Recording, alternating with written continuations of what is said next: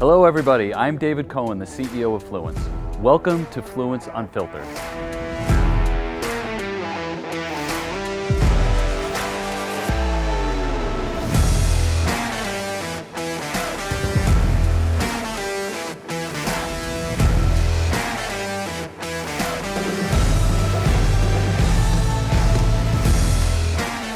Joining me today is Janeen Wright, and she's the head editor for Greenhouse Grower.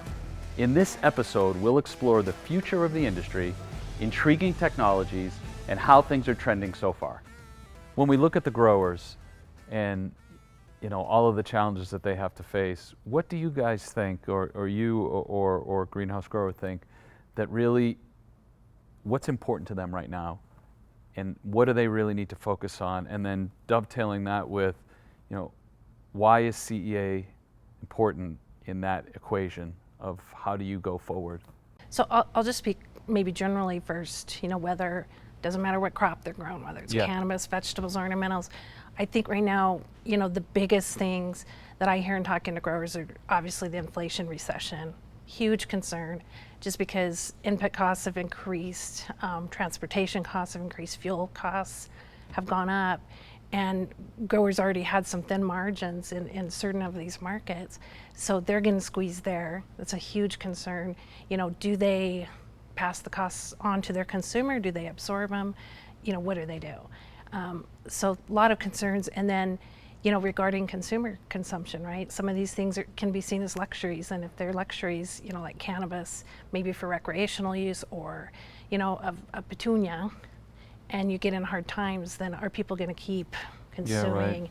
And so that's on a lot of growers' minds, like how is that going to play out? And it's a really hard thing to predict. We just don't know. Do you put that next dollar in your gas tank, or do you do your flower bed right. and make it look nice? Yeah, I mean, these are really difficult questions. They are. I don't know that the industry as a whole, and I agree with you, across everything, has had to really process this. It's been, tomato margins have always been thin, cucumber margins have always been thin, cannabis was at a spot, and now the whole thing is on its side. So I think the CEA part of it becomes critically important. You have inputs that are changing, you have variables that you can't control, but then you have what you do, and you can control that, right? And I think with the CEA, more and more growers have told me, when you have those thin margins, they are trying to find efficiencies wherever they can. Yeah. Production, labor, whatever. CEA and some of the technologies that it's bringing to the table, I think are critical to finding those efficiencies, and really, instead of, having what I would maybe call generalized growing, it's a lot more targeted, which really helps with the input use and things like that. So I think it's critical, some of the technologies that it's bringing to the table. And I think it's not just for an indoor growers, controlled environment growers. I think there's some things that in the future might be gained for the outdoor growers too. That's interesting. What specifically in regards to greenhouses, what role do they play in CEA, do you see? I mean, it seemed like it was very different to us for a period of time. We were approaching greenhouse growers one way, vertical farmers one way. It seems like it's all starting to come together from our view, but what are you seeing? Yeah, so this is it's a really hard question, and it really depends on who you talk to. It really depends on people's definition of CEA. Because some people see CEA as only fully controlled, and so therefore it's only a vertical farm or warehouse growing, and greenhouses have no place in it. The way I like to look at it, and when I talk to other greenhouse growers, some of them that's a little disturbing to them to not be categorized in this, because they feel they have a big role to play, and they do some, controlled environment growing. When I hear statements like, it's going to be all vertical farming in the future, there's not going to be greenhouses, there's not going to be outdoor growers, those bother me, because I think there's a place for all types of growing, especially when it comes to the food production. To think that all our food production can come from vertical farms, I think that's unrealistic.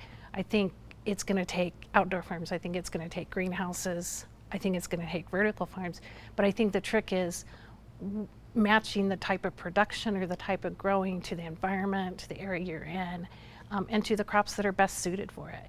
So maybe, microgreens, lettuce, maybe they're not best suited for outdoors, and that's where the vertical farms are. And maybe there's other crops that they could be focusing on outdoors that would do better in that environment.